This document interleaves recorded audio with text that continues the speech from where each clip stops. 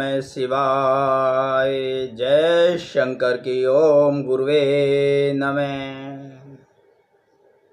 बंधुओं, शास्त्रों में लिखी बातों पर संशय नहीं करना चाहिए। मेरा ऐसा कहने का तात्पर्य यह कदापि नहीं है कि आप उन बातों पर बिना विचारे अंधविश्वास करने लग जाओ। मेरा कहने का मतलब यह है कि उन पर संशय मत करो, लेकिन मैं ये भी नहीं चाहता कि आप आंख बंद करके अंधा विश्वास उनकी बातों पर, शास्त्रों की बातों पर, शास्त्रों की अवधारणाओं पर, शास्त्रों के विचारों पर कर लें। अपितु मेरा तो तात्पर्य यह है कि एक दो बार शास्त्रों की उन बातों पर विधि पूर्वक, नियम पूर्वक चलकर तो देखिए। यदि सत्यता का अनुभव होता है, यदि कोई लाभ होता है, यदि उसमें लिखी हुई बात आपको सच लगती है शास्त्रों में, तो इसका कोई अनुभव, कोई ज्ञान, कोई लाभ जीवन में होता है, तो उन अवधारणाओं को मानिए। अन्यथा अपने तरीके से जीवन जिए, निर्भीक होकर। किसी की कोई आपके जीवन में ज़बरदस्ती नहीं है, जीवन आपका है, जैसे मर्जी जिए। पर कुछ लोगों को ऐसा भी कहते सुना है कि हमने बहुत पूजा पाठ किया, शास्त्रों की विधि के अनुसार किया, शांति पाठ कराए, विधिवत कराए, कुछ हासिल ही नहीं हुआ, सब किताबी बातें हैं। जब कुछ हासिल नहीं होता उनको, तो वो कहते हैं सब किताबी बातें हैं। ऐसा कहते अनेक लोगों को, कई लोगों को सुना। मुझे भी कई लोगों ने कहा कि पंडित जी, किताबी बातें हैं सब, जो आप बताते हो सब आडंबर है। नहीं, आडंबर और पाखंड तो हम लोगों ने घुसा दिया। कुछ ने शास्त्रों के साथ छेड़खानी करके, कुछ भाषा टीकाओं ने उनका अर्थ गलत तरीके से समझाकर। हमने आखिर उनकी बात समझी ही कितनी है शास्त्रों की, ऋषि मुनियों की। ज्ञानी की बात तो हम इतने बड़े ज्ञानी तो नहीं हैं जो समझ सके। 18 अध्याय तक पहुंच गए श्री कृष्ण समझाते समझाते, लेकिन वो बक उसकी ख़त्म नहीं हुई। जब तक उन्होंने विराट रूप नहीं दिखा दिया अर्जुन को, तब तक उसकी समझ में नहीं आया। फिर भी वे उपदेश तो समझ में नहीं आया, बस इतना आ गया कि हे कृष्ण, आप ही जगत पिता परमेश्वर हो, तो इसलिए आपकी तो बात माननी ही पड़ेगी। तो जब वासुदेव कृष्ण जी खुद साक्षात उपस्थित होकर आमने सामने अर्जुन को नहीं समझा सके, तो हम महापुरुषों की, ज्ञानियों की, ऋषि मुनियों की और शास्त्रों की बातें कैसे समझ सकते हैं? ना तो हम अर्जुन जैसे ज्ञानी हैं, संत हैं, ना हमारे सामने खुद ऋषि मुनि या भगवान आकर समझा रहा है। जिसको खुद वासुदेव श्री कृष्ण जी ने, भगवान ने खुद समझाया, उसकी समझ में नहीं आया, तो इसलिए कह देते हैं किताबी बातें हैं। पर उन्होंने कभी खुद के अंदर झांक कर ही नहीं देखा उन लोगों ने कि कहाँ चूक हुई है। अपने अंदर कोई झांक कर नहीं देखता। हमसे भी तो कोई चूक हो सकती है। हम पूजा पाठ बहुत करते हैं, पूरी विधि विधान से, ज्ञानी शास्त्रीय पंडितों से शांति पाठ भी करवाते हैं, पर जब कोई लाभ नज़र नहीं आता तो अविश्वास कर बैठते हैं। यही हमारी भूल है। हम बाहर कमियां ढूंढते हैं, दूसरों में कमियां ढूंढते हैं, शास्त्रों में कमियां ढूंढते हैं, पर कमी हमारे अंदर है। शास्त्रों के उस पहले आदेश को भूल जाते हैं। सब कुछ कराते हो आप, ज्ञानी पंडितों से शांति पाठ भी कराते हो, विधि विधान से कराते हो, बड़ी श्रद्धा के साथ कराते हो, कोई चूक नहीं करते, पर शास्त्रों के उस पहले आदेश को भूल जाते हैं। ऋषियों की उस पहली शर्त को भूल जाते हैं, शास्त्रों की उस पहली शर्त को भूल जाते हैं जो पूजा से पहले करनी है, जो उन्होंने पूजा पाठ से पहले आचरण में उतारने के लिए बोली है। बस उसी चरण को धारण करने में, उसी बात को आचरण में धारण करने में हमारे से चूक हो जाती है, अधिकांश लोगों से चूक हो जाती है। और आदेश किया है कि भगवत प्राप्ति व भगवान की कृपा चाहिए तो छल छोड़ना होगा। क्या शर्त है वो? ऋषि मुनियों की क्या शर्त है? प्रभु की क्या शर्त है? शास्त्रों की क्या शर्त है? क्या आदेश है? सबसे पहली शर्त, उन्होंने आदेश किया है कि भगवत प्राप्ति व भगवान की कृपा चाहिए तो छल छोड़ना पड़ेगा। शास्त्रों ने बताया कि भगवान तो भाव का भूखा है। कहते हैं ना, उसे तो भाव चाहिए, इतने चढ़ावे नहीं चाहिए, 56 भोग नहीं चाहिए, भर भर थाली नहीं चाहिए। भाव का भूखा है।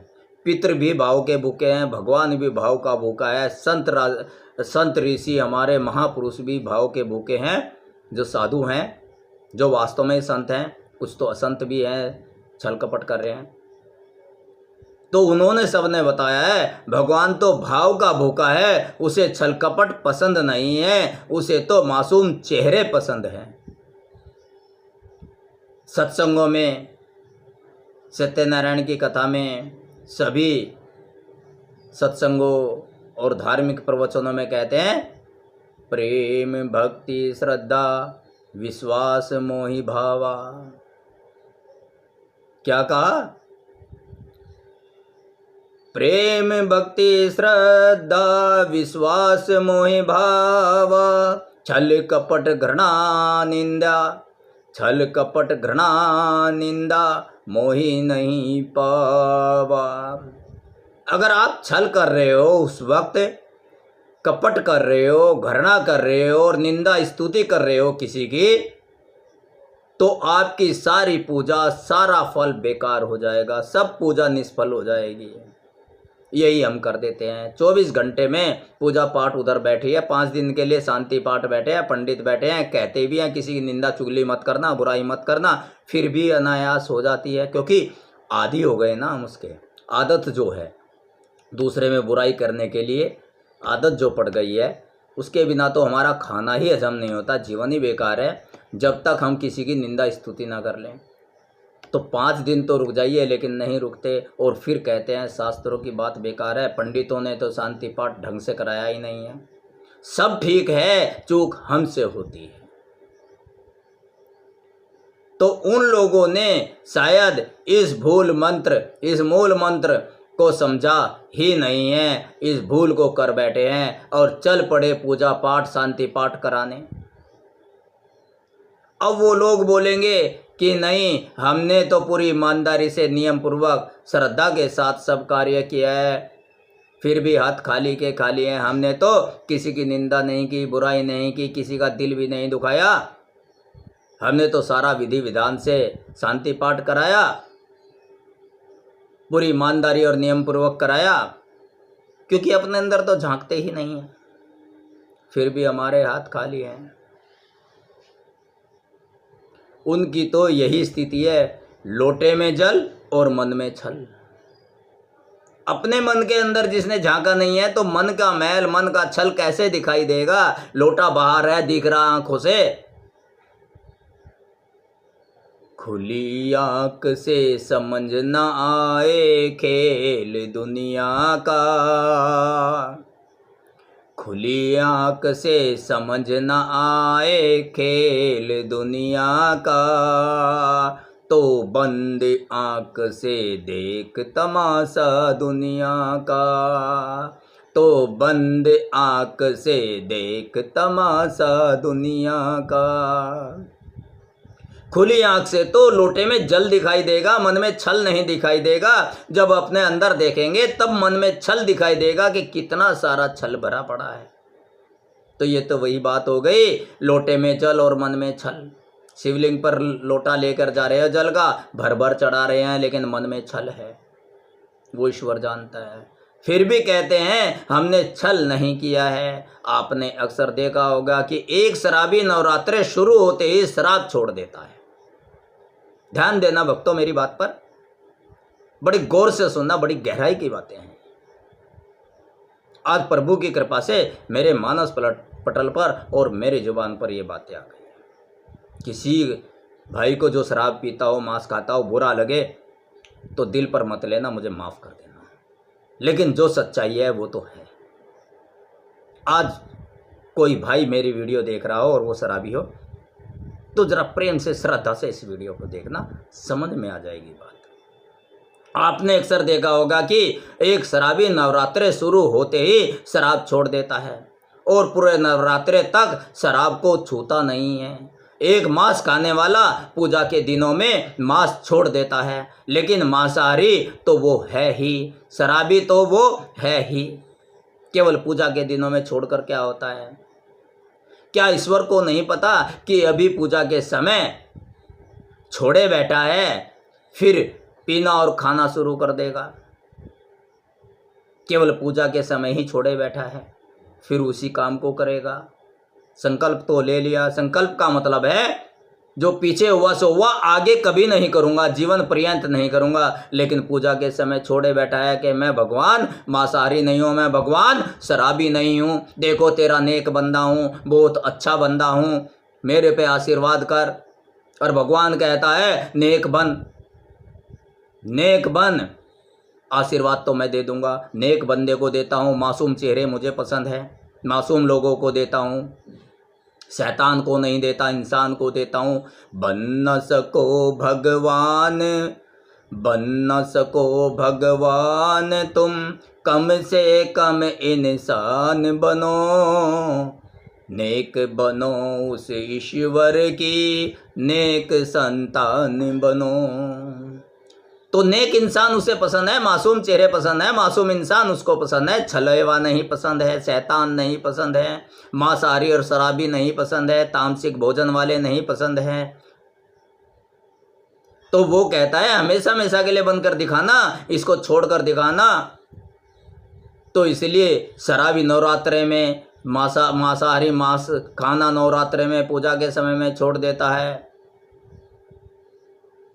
क्या ईश्वर को नहीं पता कि अभी पूजा के समय छोड़े बैठा है, फिर खाना पीना सब कुछ शुरू कर देगा? ईश्वर जानता है कि अभी तो इसे मुझसे लालच है, मुझसे काम है, आशीर्वाद चाहिए, कुछ धन दौलत चाहिए, अपने मनोवांछित कामना पूरी होने के लिए आया है, लालच है। अभी तो इसे मुझसे लालच है, कुछ पाने का या डर है मेरे नाराज होने का। ये डर में छोड़े बैठा है या लालच में छोड़े बैठा है? श्रद्धा और प्रेम से नहीं छोड़े बैठा है। मेरा आदेश का पालन तो ये डर में या लालच में कर रहा है, जबकि ये नहीं होना चाहिए। श्रद्धा और प्रेम के साथ होना चाहिए।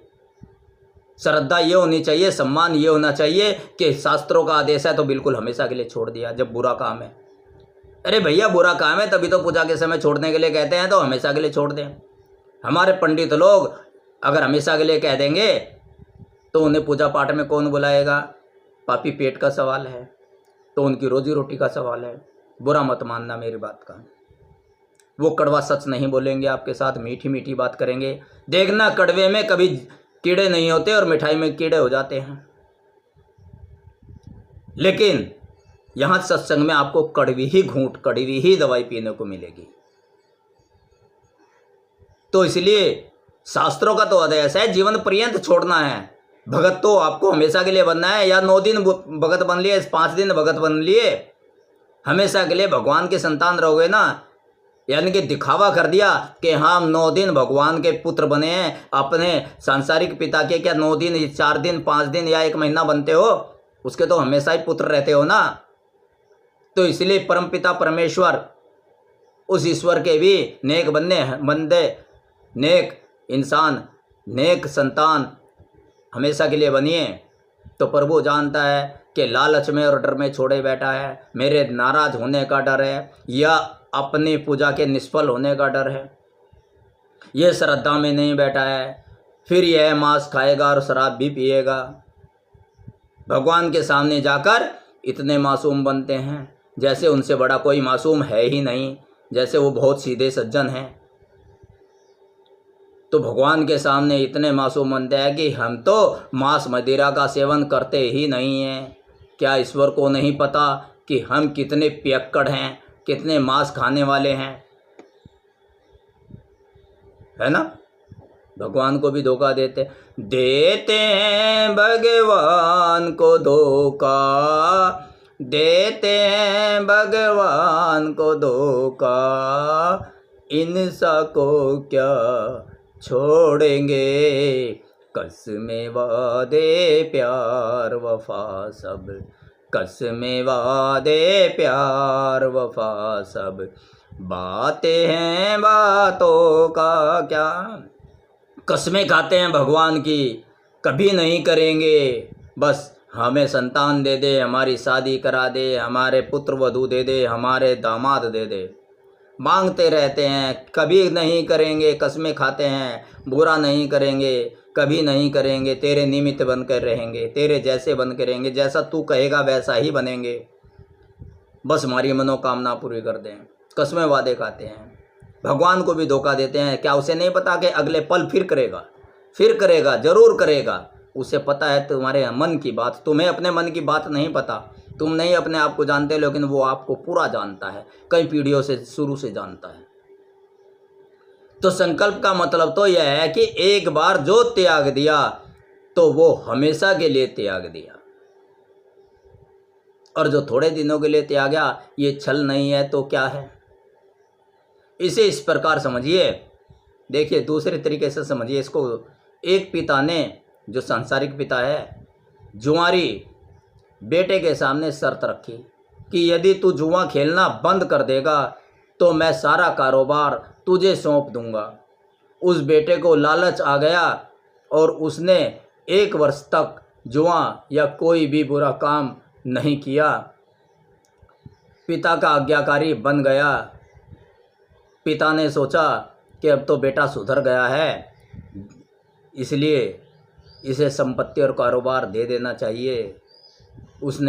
पिता ने उसको नेक बालक समझ कर के बुरी आदत छोड़ दी, इसने बनकर दिखा दिया मेरे लायक, अब तो संपत्ति कारोबार ये चला सकता है, तो उसने दे दी। जैसे ही पिता से संपत्ति और कारोबार मिल गया तो कुछ दिनों बाद फिर जुआ शराब और भी बुरे कामों में लग गया। संपत्ति दौलत आ गई थी, फिर तो और ज़्यादा करने लगा और खुद को बर्बाद कर लिया।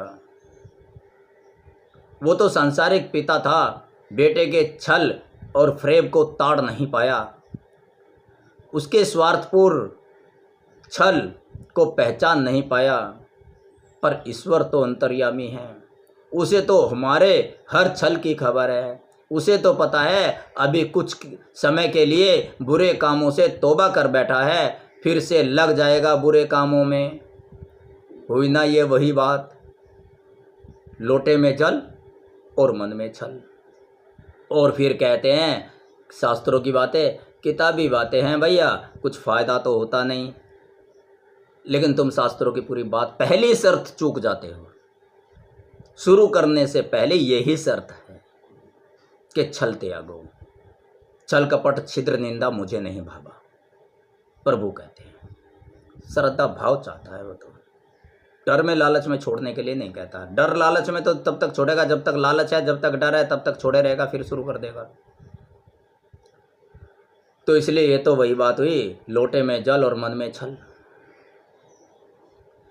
इसीलिए कहते हैं अगर छल पूर्वक आपने छल कर भी लिया, दयावश भगवान ने दे भी दिया, और फिर तुम दोबारा उसी कार्यों को करने लगे तो और ज़्यादा दुखों में गिर जाओगे, बर्बाद हो जाओगे। जिस तरह से वो संसारिक बेटा अपने पिता से दौलत लेके सारी गवा बैठा और बर्बाद हो गया, पहले ही सही था। तो इसी तरीके से ही अगर आपसे जरा सी भी चूक हुई तो गलती शास्त्रों की नहीं है, गलती विद्वानों की नहीं है, गलती पंडितों की नहीं है, गलती हमारे अपने मन की है। ये मन कहीं जाने नहीं देता, ये मन बड़ा चंचल है, यही हमारे से गड़बड़ करा देता है। मन चंगा तो कठौती में गंगा, महापुरुषों ने कहा है। तो मन चंगा रहता ही नहीं है, थोड़े दिन रह लिया, थोड़ी देर रह लिया, फिर हो जाती है गलती। तुम जैसे हो वैसे ही ईश्वर के सामने चले जाइए। जब गलती होती है, जब नहीं छूटेगी, भैया मेरे से शराब नहीं छूट रही, मैं 2 दिन के लिए क्या छोड़ूं, फिर शुरू हो जाएगी। मैं तो जैसा हूं वैसा ही। छल मत कीजिए, नहीं पिता पसंद कर रहा है तो ना कीजिए जब छूटती ही नहीं है, जब मांस खाना छूटता ही नहीं है। पिताजी जब मेरे से छूटता ही नहीं है तो मैं क्या करूं? आप किसी तरीके से छुड़वा सकते हो तो छुड़वा लिए। कहते हैं उसके बिना मर्जी के पत्ता भी नहीं हिलता। जब उसको समर्पित कर दोगे, छल नहीं रखोगे, मासूम बन जाओगे। मासूम कौन होता है? जो छल नहीं करता। तो जब ये कहोगे मेरे से छूटता नहीं है, आदत जो पड़ गई है अब नहीं छूटती, फिर तड़प होती है, परेशान हो जाता हूँ उसके बिना। जब तक ये काम ना कर लो, शराब ना पी लो, मांस ना खा लो। तो प्रभु अगर आप अंतर्यामी हैं, सब कुछ करने में हैं, कहते हैं पत्ता भी नहीं हिलता आपकी मर्जी के, तो आप छुड़ा दीजिए। मेरे हाथ में कुछ नहीं है, मैं नहीं छुड़ा सकता। फिर वो आपको फल दे या ना दे, छल तो ना कीजिए। छल करने से और भी ज़्यादा बर्बाद हो जाओगे, और ज़्यादा दुखों में गिर जाते हो आप, और फिर कमी निकालते हो पूजा पाठ की। तो तुम जैसे हो वैसे ही ईश्वर के सामने चले जाइए कि हे प्रभु मैं शराबी हूँ, मुझसे शराब नहीं छूटेगी। आपको वरदान दे या दंड दे। क्या कहना है? हे प्रभु मैं शराबी हूँ, मुझसे शराब नहीं छूटेगी। मैं मांसाहारी हूँ, मैं मांस खाए बिना रह ही नहीं सकता। फिर प्रभु आपसे खुश हो या नाराज हो, यह उसकी मर्जी है। आप झूठ मत बोलिए, छल न मत कीजिए। आपको वो वरदान दे या दंड दे। भाई अगर छल करोगे तो दंड तो फिर भी मिलेगा। आप एक पाप कर्म से तो बच जाएंगे, छल करने से। छल का दंड तो नहीं मिलेगा आपको, दंड तो आपको मिल ही रहा है, दुखों में पड़े हो। तो क्या पता वो खुश हो गए दीजिए कि भैया ईमानदार और सच्चा है। सत्यता पर तो रहिए, सत्य में हो जाते, सत्य की ही विजय होती है। और सत्यम शिवम सुंदरम, सत्य ही शिव है और शिव ही सुंदर है। तो सत्य पर तो रहिए। अब छल कपट भी कर लेते हो फिर असत्य भी हो जाता है। पर वो आपसे खुश हो या नाराज हो, वरदान दे या दंड दे, आप जैसे है वैसे ही उसके सामने चले जाइए, आप बच जाएंगे छल से। भगवान के साथ छल करना प्रभु और अपने पूर्वजों को धोखा देना है। छल मत कीजिए। आप जैसे हो वैसे ही उनके सामने प्रस्तुत हैं, न कोई बनावट न कोई छलावा। फिर भगवान की मर्जी, वो आपकी सुने या ना सुने। आपने अपना काम कर दिया, प्रभु का काम है, जो करे करे, आपका पिता है। डरो क्यों, लालच क्यों रखते हो? सारी संपत्ति आपकी है। अब पितर कार्य में ही ले लीजिए। जिस दिन हमारे पूर्वज का श्राद्ध होगा उस दिन प्याज तक नहीं खाएंगे, और अन्य दिनों में कोई परहेज ही नहीं है, कुछ भी खाएं, मांस भी खाएं। और पितृपक्ष में अमावस्या तक तो सभी बुरे कामों से तौबा। जैसी ही अमावस्या गई, पितृ विसर्जन हुए, पितृ विदा हो गए, तो फिर से उन्हीं बुरे कामों में जुट गए। क्या यही है हमारी श्रद्धा ईश्वर के प्रति, अपने पूर्वजों के प्रति? यही श्राद्ध करते हैं क्या हम पितरों का? इसे ही कहते हैं कि श्राद्ध। श्राद्ध कहते हैं श्रद्धा को, भाव को, कि जैसा आप चाह रहे हो हमें कि ऐसा बनो, तो हम हमेशा हमेशा के लिए बन जाए, कुछ दिनों के लिए नहीं। कुछ दिनों से क्या होगा? आपने सांसारिक पिता के सामने कर दो ऐसा, एक दो बार कर दो तो वो क्या कहेगा? अरे पहले भी छोड़ के रखी थी, फिर वैसा ही हो जाएगा। मुझे पता है ये 2 दिन छोड़ेगा, इस पे नहीं रह जाता, ये नहीं सुधर सकता, ये कभी सुधर ही नहीं सकता, उसका विश्वास टूट जाता है। तो आप ऐसा मत कीजिए।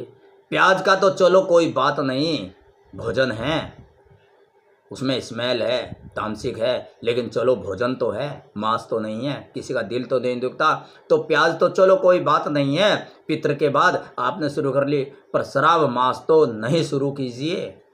वो तो वास्तव में बुरी चीज़ है, और आप भी जानते हो बुरी चीज़ है। जो खुद शराब पीता है वो जानता है कि मैं शराब पीता हूँ, छूटती नहीं है, बुरी चीज़ है। तो आप खुद अपने मन में टटोलिए कि आप सही कर रहे हैं, गलत कर रहे हैं। और फिर शास्त्रों में बुराइयाँ, इसलिए पूजा पाठ, पितृ श्राद्ध का सुफल चाहते हो तो आचरण भी शास्त्रों के अनुरूप ही करना होगा। शास्त्रों और शास्त्रों की अवधारणाओं पर संदेह करना बंद कर दो। जरूरत है अपने अंतःकरण में झांकने की। जिन ढूंढा तीन पाइया, जिसने अपने मन को टटोला उसने भगवान को प्राप्त कर लिया। तो इसलिए जिन ढूंढा तीन पाइया, भगवत की प्राप्ति करनी है तो अपने मन के अंदर झांकिए, अपने मन के मैल को निकालिए। मैली चादर ओढ़ के कैसे, मैली चादर ये तन मैला है, वस्त्र नहीं। मैली चादर ओढ़ के कैसे द्वार तियारे आऊं। तो भक्त कह रहा है कि मेरी तो मैली चादर है, मैं शराबी हूँ, छूटती नहीं है, मैं तेरे द्वारे नहीं आ सकता। अगर शराब पीकर मंदिर में नहीं जा सकते तो मत जाइए, पर छल मत कीजिए। तो मैली चादर ओढ़ के कैसे द्वार तिहारे आऊं। मैं तो मैली चादर ओढ़े बैठा हूँ, ये मन मैला, ये शरीर मैला कर लिया है मैंने। तन मैला मेरा मन भी मैला, कैसे जल चढ़ाऊं, कैसे जल चढ़ाऊं। तो मैं दिखावा नहीं कर सकता प्रभु, तो आप सब जानते हैं मुझसे नहीं छूटती। तो जिसने अपने मन को टटोला उसी ने अपने मन को शुद्ध किया, और जिसने मन को शुद्ध कर लिया, जिसका मन चंगा हो गया, तो उसकी कटौती में, उसके मैले जल में भी गंगा प्रकट हो गई, भगवान की प्राप्ति प्राप्त हो गई, भगवान की कृपा प्राप्त हो गई, जिसने अपने मन के मैल को धो लिया। बुरा जो देखन में चला, बुरा जो देखन में चला, बुरा न मिले या कोई। बुरा जो देखन में चला, बुरा न मिले या कोई। जो मन खोजा अपना, जो मन खोजा अपना, मुझसे बुरा न होई, मुझसे बुरा न होई। इसलिए किसी में दोष निकालने से पहले, शास्त्रों में, पंडितों में, पूजा पाठ में, भगवान में दोष निकालने से पहले अपने अंदर के दोषों को ढूंढकर बाहर निकालिए। मैं तो ईश्वर से यही प्रार्थना करूंगा कि आप सबको ईश्वर का आशीर्वाद मिलता रहे, आप सबका ईश्वर कल्याण करें, आपके घर में सुख शांति रहे, वैभव फले फूले, जीवन सदा आनंदित रहे। इन्हीं दुआओं के साथ ओम नमः शिवाय, हर हर महादेव, जय शंकर की ओम गुरुवे नमः।